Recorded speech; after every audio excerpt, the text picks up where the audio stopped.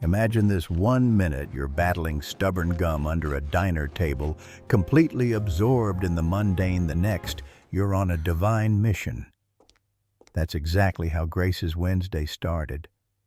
She was just Grace, a waitress elbow deep in the daily grind, completely unaware that the universe, or perhaps something even grander, was about to drop a spiritual bomb right into her lap.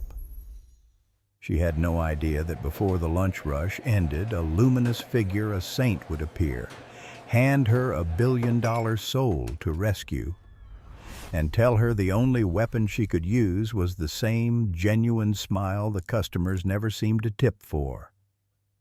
Talk about a cosmic curveball, right?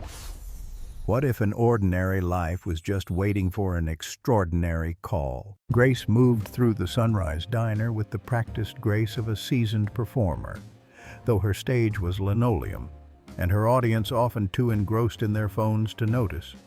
She wiped the counter the way her mama taught her, small, deliberate circles left to right, a rhythmic motion almost meditative. It was as if she believed you could polish away every single trouble in the world if you just kept at it, consistently, faithfully. The diner itself was a relic, a warm, greasy neon island nestled precariously on the very edge of the city's glittering financial district. From its cracked tile floor, she'd gaze up at the towering glass monoliths where hedge fund kings and corporate titans made their fortunes, never once seeming to glance down at the world below. A world where people like Grace worked double shifts on Mondays, Tuesdays, Fridays, and Saturdays, easily pulling 83 hours most weeks. Why?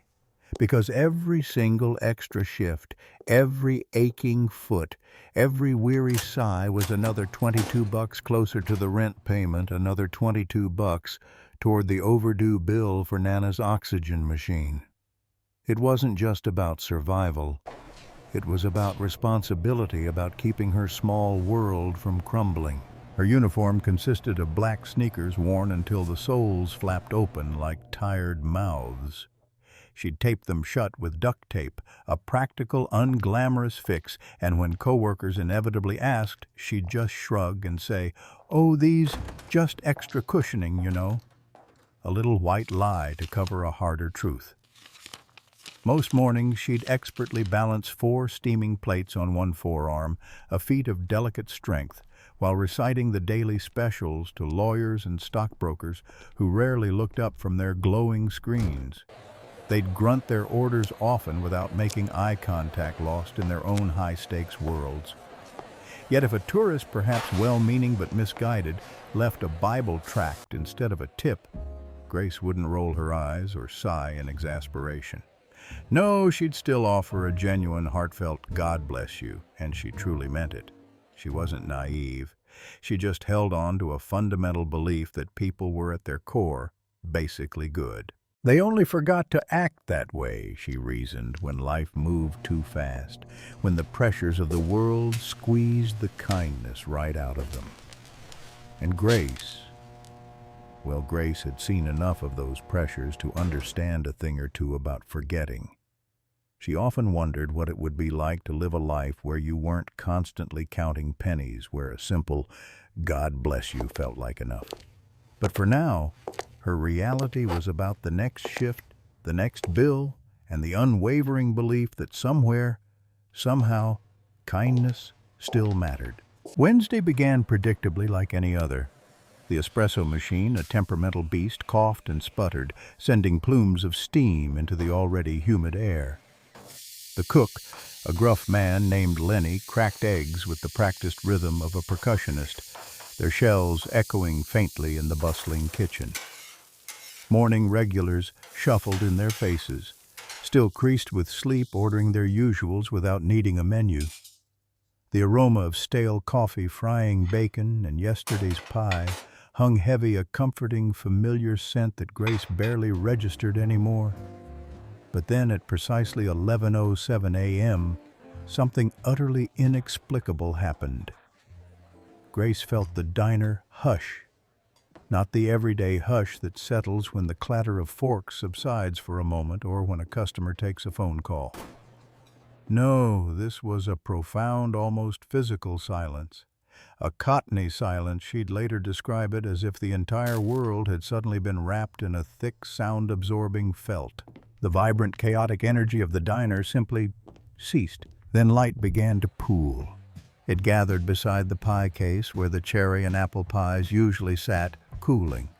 It wasn't harsh or blinding, but soft and golden, the kind of light you see in children's drawings when they depict the sun impossibly bright, yet gentle. From this ethereal glow, a figure stepped out. Tall, impossibly serene, robed in the simplest white, its form seemed to shimmer at the edges. The eyes, Grace noticed, were pools of deep, calm authority, yet they held an infinite compassion. This wasn't a hallucination, she instinctively knew. This was real. And the most astonishing part, no one else in the diner seemed to notice. The morning regulars continued to sip their coffee. Lenny kept cracking eggs, oblivious. It was as if Grace had slipped into a pocket of reality entirely her own. The figure, a saint, smiled. It wasn't a fleeting, polite smile, but one that radiated an ancient wisdom, steady and saving like a lighthouse beacon guiding ships through a storm impossible to misunderstand. It was a smile that promised without words that everything would be all right, even when it felt like the world was falling apart. Grace. The saint's voice was as gentle as snowfall, a whisper that somehow resonated deep within her chest. You serve many nourishing bodies and spirits in your own quiet way. But one soul is slipping through the cracks, a soul on the brink. Richard Ashford. You know the name. Grace, still reeling, could only manage a small, shaky nod. Of course she knew the name. The Ashford name blared across every charity gala headline, plastered on every new skyscraper, whispered in hushed tones by the lawyers she served. It was a name synonymous with immense wealth and power, but also, she now realized, with an unseen burden. He stands on a precipice. The saint continued its gaze unwavering. If he falls, thousands will fall with him, caught in the ripple effect of his despair. I commission you, Grace, to bring him back from that edge. Grace blinked, trying to process the enormity of the request.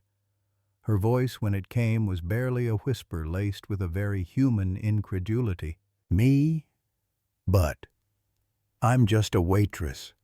I'm one paycheck away from eviction, for crying out loud.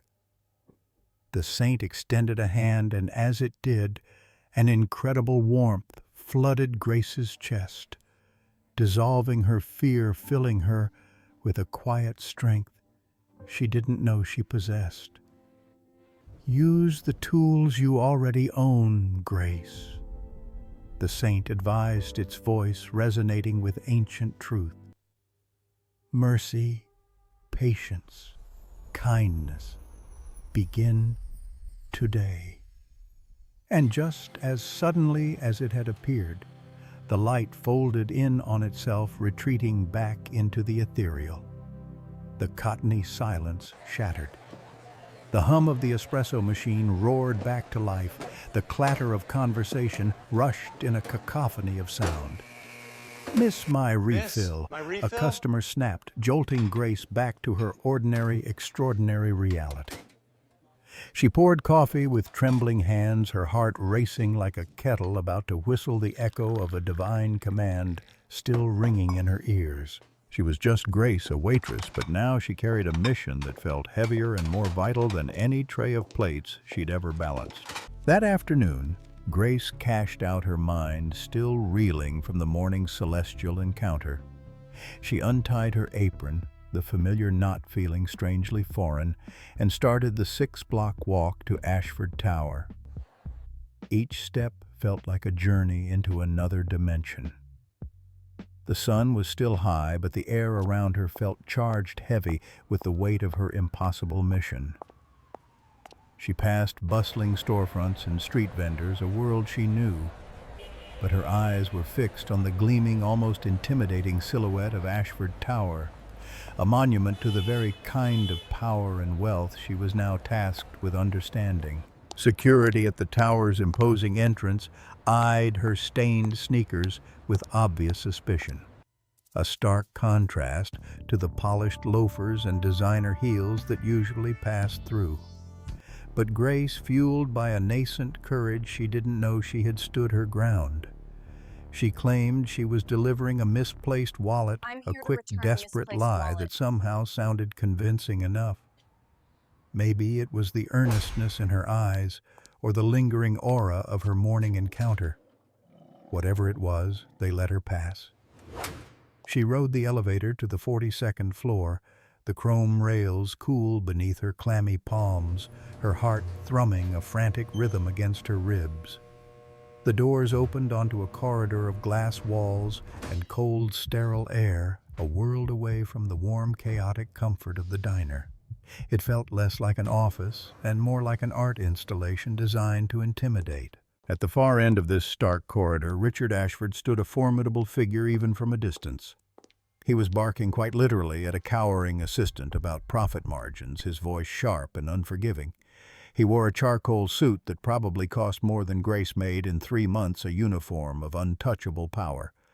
His jaw was sharp, etched with determination and perhaps a hint of cruelty, and his eyes, even from this distance, seemed sharper still, missing nothing.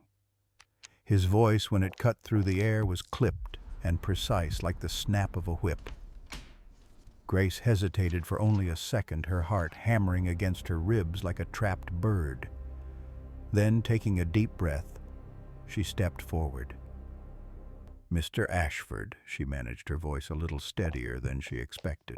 He pivoted, annoyance etched clearly on his face, his gaze sweeping over her, dismissing her in an instant. "Whatever you're selling, I'm not buying," he stated flatly, his tone leaving no room for argument. Grace swallowed, her throat suddenly dry. This was harder than she thought. She reached into her pocket, pulling out her own crumpled receipt from a recent grocery run, a desperate improvisation. "I believe you dropped this," she lied, extending it towards him. Richard glanced at the insignificant piece of paper, a flicker of confusion crossing his features. He knew it wasn't his, but something in Grace's unwavering, earnest gaze stalled his immediate dismissal. She pressed on, her voice softer, more profound than she intended. "Sometimes," she said, looking directly into his sharp eyes, "we lose things without even noticing they're gone. Important things." He frowned, a deep crease appearing between his brows, clearly unsettled by her unexpected depth. But he didn't outright dismiss her. "Leave it on the desk," he muttered, turning away, his attention already shifting back to the urgent demands of his empire. Grace obeyed, placing the crumpled receipt on a sleek minimalist desk, whispering a quick, desperate prayer for courage under her breath.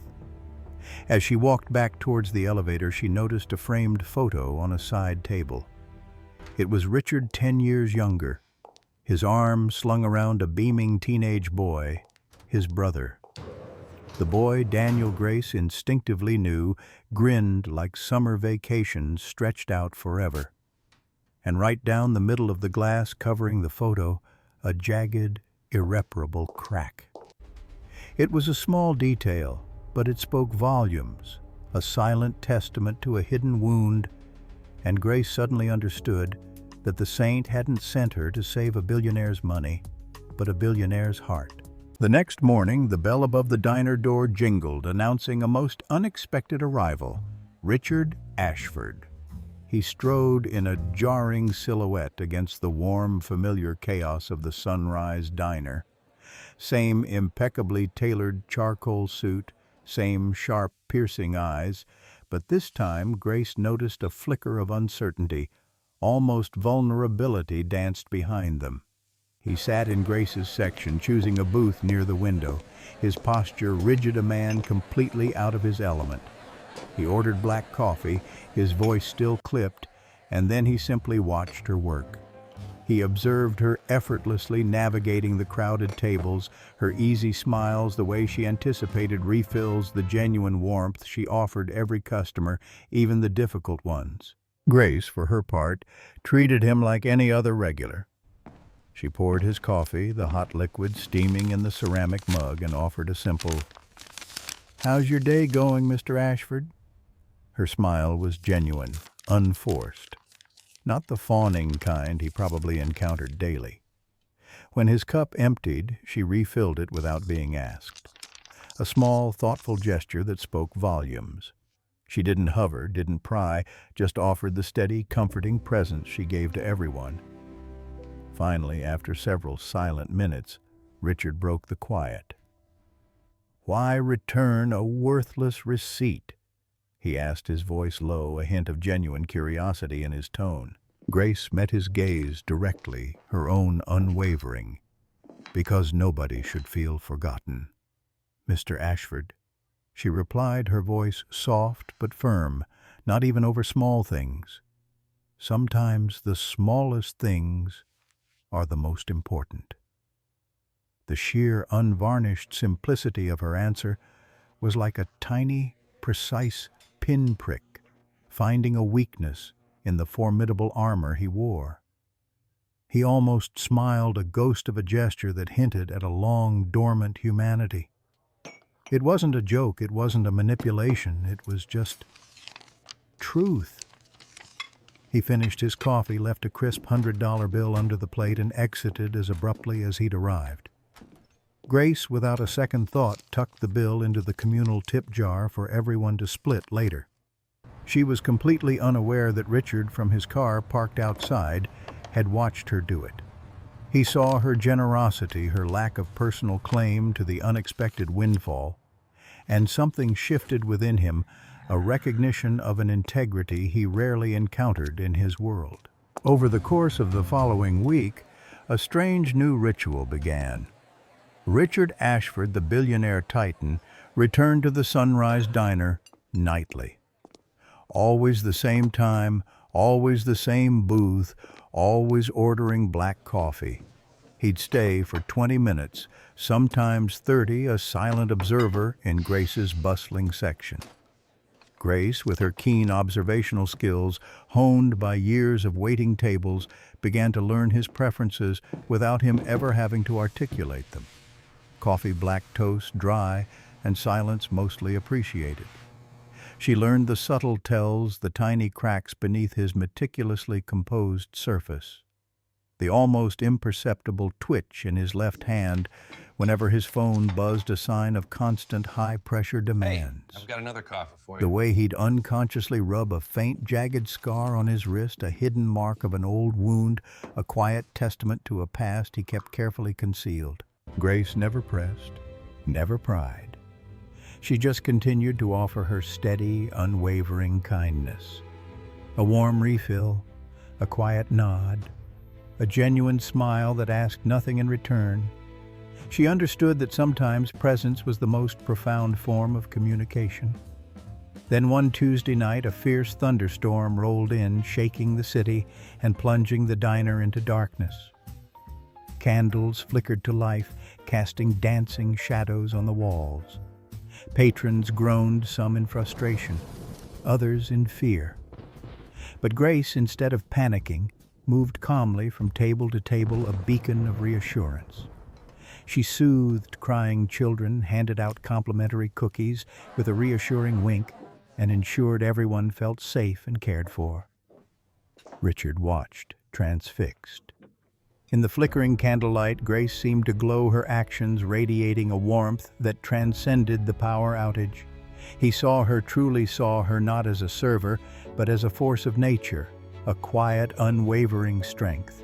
When the lights eventually blazed back to life, restoring the mundane reality, Richard spoke softly, his voice tinged with an unexpected reverence. "You shine," he said, his gaze fixed on her even in the dark. Grace chuckled, deflecting the compliment with her usual humility. "Oh, it's just the cheap fluorescence doing the shining around here, Mr. Ashford." He left shortly after, but the compliment, uncharacteristic and deeply felt, lingered between them as palpable and refreshing as the smell of rain after a storm. It was a tiny crack in his armor, a moment of genuine connection that hinted at the profound. That Friday, Grace's diner closed early, an unexpected plumbing repair forcing an abrupt end to her shift.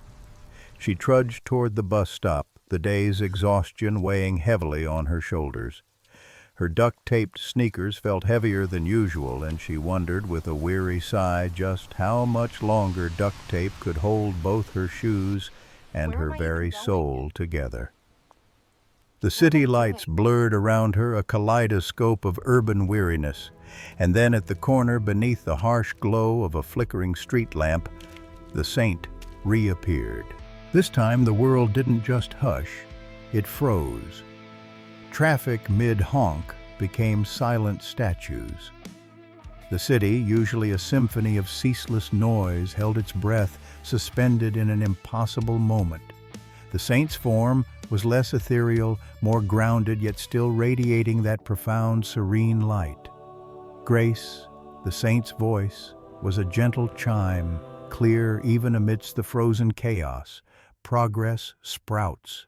Yes, but roots need tending. Richard's pain. Grace, it runs far deeper than you know. His younger brother Daniel died years ago in a car crash. A crash. Richard blames himself for every single day.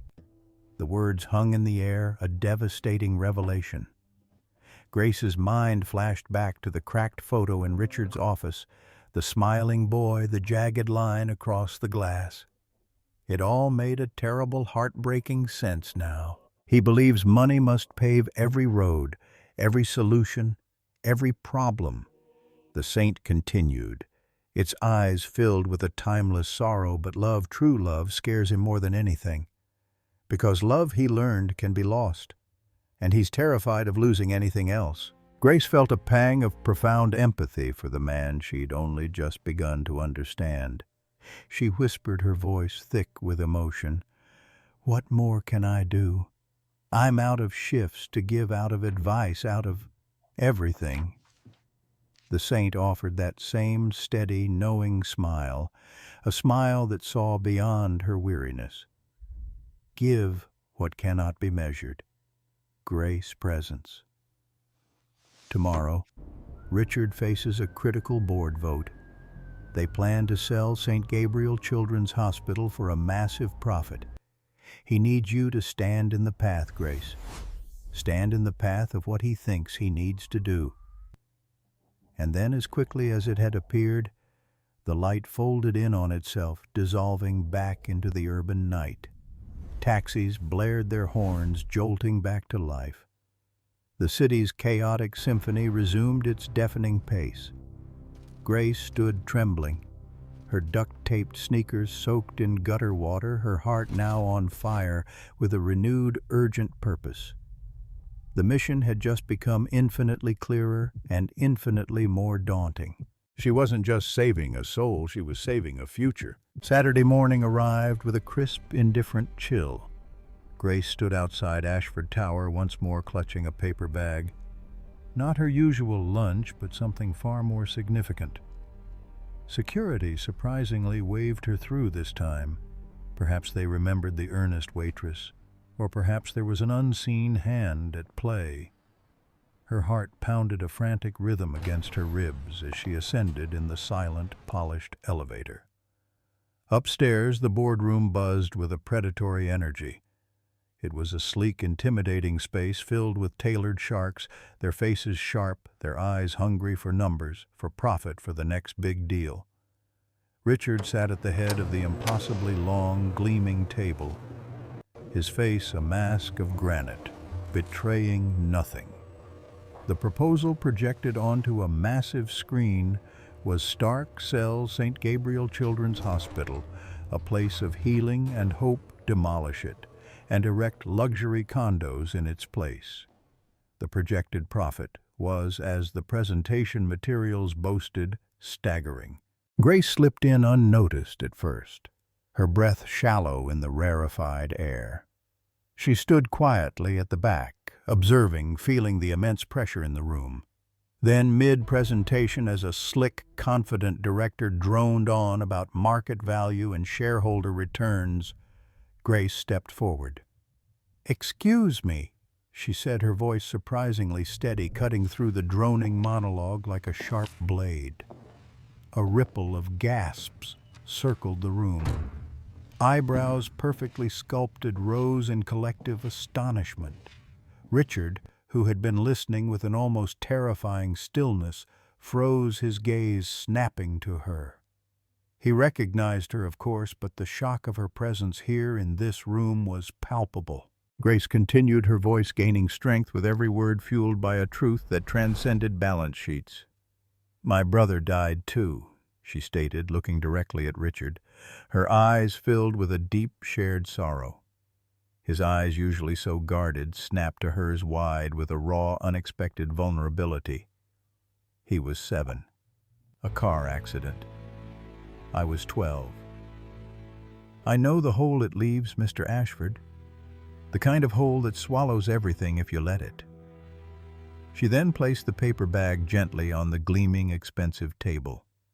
Inside, nestled carefully, was one cracked ceramic piggy bank, its once cheerful pink, now faded coins taped haphazardly to its sides, a testament to countless small savings.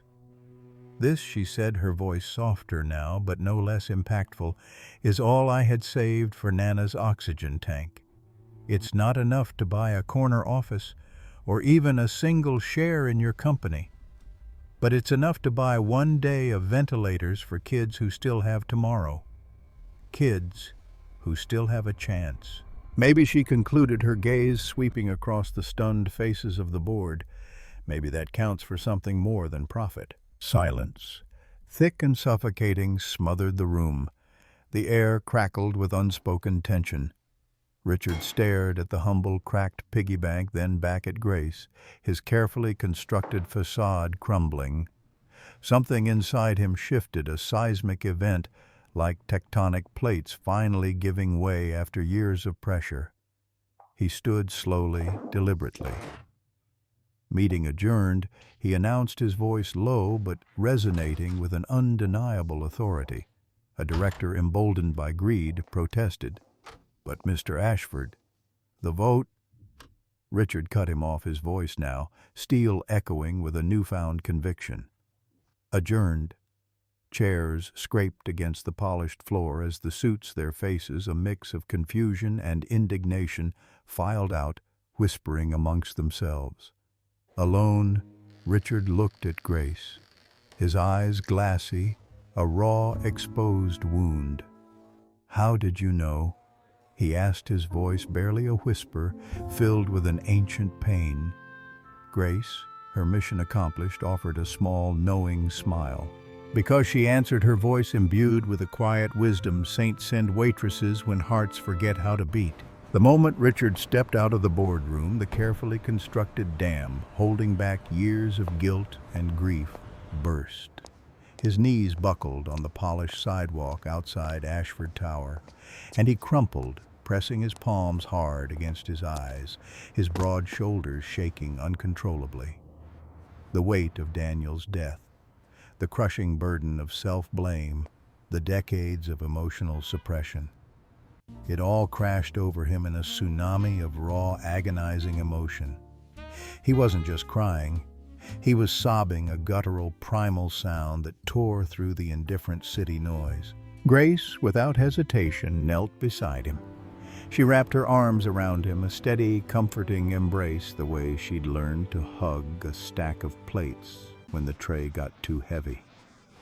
With a gentle strength, ensuring balance, preventing a fall, she held him as he sobbed into her shoulder, a dam breaking, releasing a torrent of pain he had carried in silent solitude for far too long.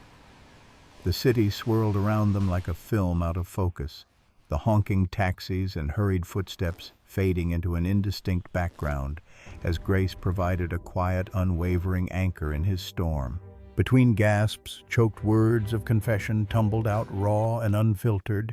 He recounted that night years ago, the reckless speeding the foolish, showing off the belief that his youthful invincibility, his family's wealth could somehow fix anything. Until it couldn't. Until it couldn't resurrect Daniel. He confessed his desperate, misguided attempt to outrun the guilt by building an empire, believing that if he accumulated enough power, enough money, he could somehow control everything, prevent any future loss. He thought wealth could fix anything until it couldn't bring back the one thing that mattered most. Grace just listened, her presence a silent, powerful balm, allowing him to finally articulate the pain that had been a silent scream inside him for so long. When composure finally returned to fragile, tear-streaked peace, Richard looked at Grace, his eyes red-rimmed and raw. His voice when he spoke was hoarse, filled with a profound vulnerability she had never imagined from the formidable billionaire. "I don't know how to be good," he admitted the words, a desperate plea. Grace smiled softly, a gentle, knowing curve of her lips. "You don't have to know how to be good all at once, Mr. Ashford," she replied, her voice infused with a practical wisdom. "Start by being real. The good, it just grows from there." It was a simple, profound truth offered without judgment, a roadmap to redemption that began not with grand gestures, but with honest self-reflection. That very afternoon, Richard Ashford, still visibly shaken, but with a newfound lightness in his eyes, walked back into St. Gabriel Hospital. But this time he wasn't there to sign papers for its demolition. He walked through the wards, his expensive shoes treading softly on the linoleum floors, a stark contrast to the sterile environment. He met families, their faces etched with worry, their children battling illnesses with quiet courage. He saw kids wearing his company's donated T-shirts, now threadbare from countless washes, a poignant reminder of the hospital's enduring impact despite its financial struggles. He didn't just observe, he truly saw them, the human cost, the vibrant lives hanging in the balance. The experience was transformative. He pledged not just to save the hospital, but to fund its renovations personally. He announced that the profit he would have made from selling the land would instead be converted into a massive endowment, securing St. Gabriel's future for generations. News outlets buzzed with the story, a shocking turnaround from the ruthless businessman they knew. Stocks wobbled, critics sneered, accusing him of a sentimental lapse, a weakness. But Richard, for the first time in years, did not flinch at disapproval. He had found a purpose far greater than quarterly reports or shareholder value. He invited Grace to the ribbon-cutting ceremony for the hospital's newly secured future. She arrived directly from her shift, still in her diner uniform, her sneakers still taped with their familiar humble repairs. Cameras flashed, reporters clamored, asking who this unassuming woman was standing beside, the transformed billionaire. Richard, a genuine smile gracing his lips, replied simply, "She's the woman who reminded me that hearts matter more than balance sheets." He didn't mention saints, didn't speak of divine visions. Grace figured some stories, some profound truths were meant to remain just. Weeks turned into months, and Richard Ashford, once a name synonymous with ruthless acquisition, became a symbol of philanthropic transformation. He sold off several of his luxury properties, not for personal gain, but to funnel millions into healthcare initiatives, community programs, and educational scholarships. His empire, once built on pure profit, was slowly being reshaped with purpose. One sunny afternoon, he asked Grace to lunch, not at the diner, not in a fancy restaurant, but at a small, unassuming park bench overlooking the river, a place where the city's pulse felt a little slower, a little more human. They shared sandwiches wrapped in wax paper, a simple meal that felt more nourishing than any Michelin-starred dish. He questioned her, his brow furrowed in genuine curiosity, asking how kindness could be so steady, so unwavering in a world that often seemed to reward the opposite. Grace laughed, a warm, genuine sound that echoed the river's gentle flow. "It's practice, Mr. Ashford," she explained, her eyes twinkling. "Just like polishing counters, small circles left to right. You just keep at it consistently." He looked at her, truly seeing her wisdom, her quiet strength. Then he made her an offer, a job overseeing his new community outreach foundation, a salary larger than a decade of her tips combined.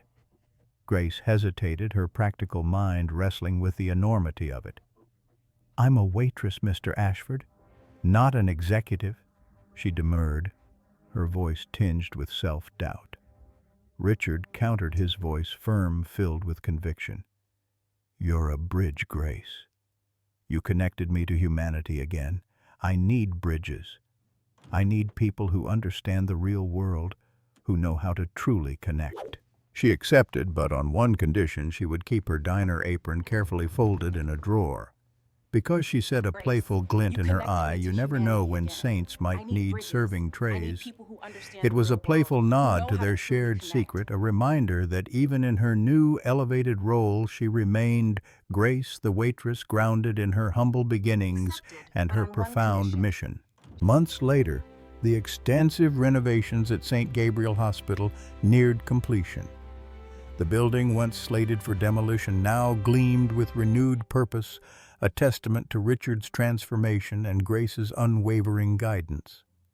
At a poignant ceremony, Richard unveiled a new pediatric wing, its gleaming halls filled with the promise of healing and hope.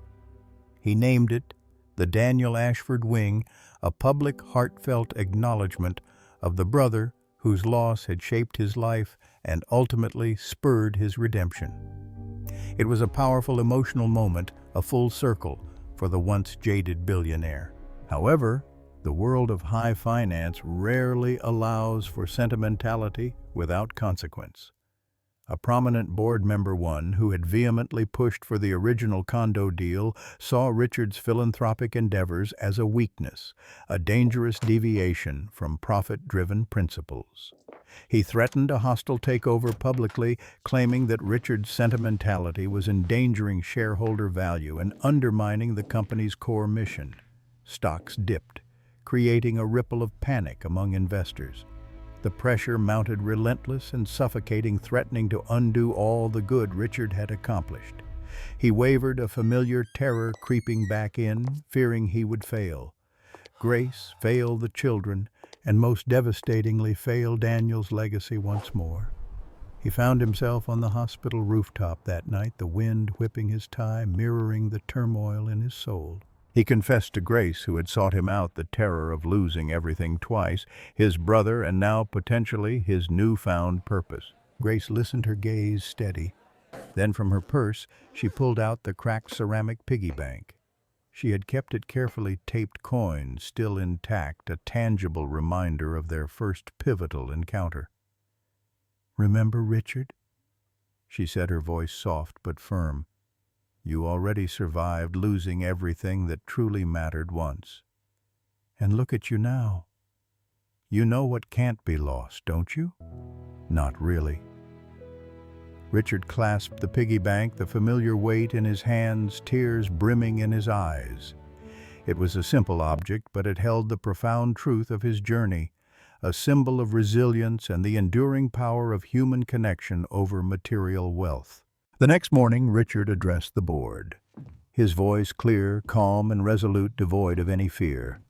Profit without purpose, he declared, his gaze sweeping across their stunned faces, is poverty. If you want my seat, vote. But know this, my mission is now inextricably linked to purpose, to healing, to building a future that serves more than just our bottom line. The vote failed decisively. Support, inspired by his remarkable turnaround and newfound conviction, flooded in from donors and the public alike. The condo plan died a quiet, ignominious death. St. Gabriel Hospital, with its new Daniel Ashford wing, thrived a beacon of hope, a testament to a billionaire who had rediscovered his heart. 1 year after that impossible vision in the diner, Grace stood in the refurbished, sun-drenched lobby of St. Gabriel Hospital. Sunlight spilled through newly installed stained glass windows, casting vibrant, kaleidoscopic patterns onto a mural depicting children dancing, their faces filled with unbridled joy. The air hummed with a quiet energy, a stark contrast to the sterile, somber atmosphere it once held. Richard joined her, his sleeves rolled up, a genuine, easy smile gracing his lips. A smile that had replaced the sharp, guarded expression she'd first encountered. Saved any billionaires lately, he teased, a playful glint in his eyes.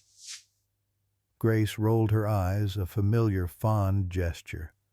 Her diner sneakers, once held together by duct tape, had been replaced by sturdy, comfortable flats. No more makeshift repairs needed.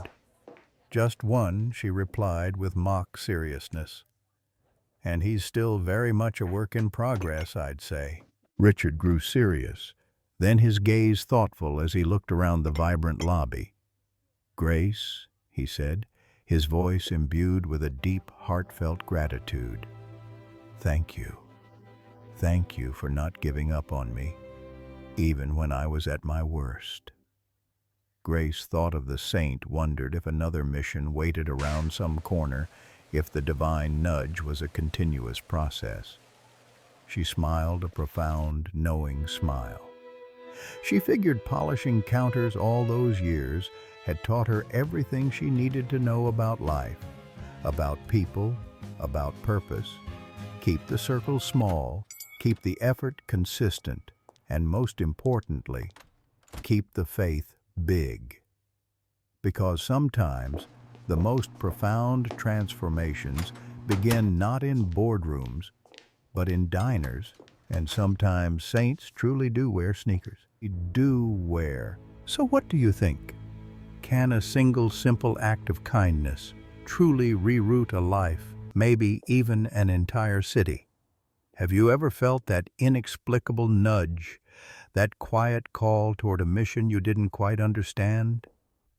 Maybe you've been the grace in someone's story, or perhaps like Richard, you've been touched by an unexpected act of grace. If this story stirred something within you, if it reminded you of the profound power of human connection and compassion, then hit that like button. Share it with someone who needs a little hope today, and subscribe for more tales where ordinary hearts do truly extraordinary things. Because sometimes, just sometimes, the most powerful forces for change don't come from the top of a skyscraper, but from a quiet, unassuming diner, proving that saints can indeed wear sneakers, and waitresses can absolutely save billionaires.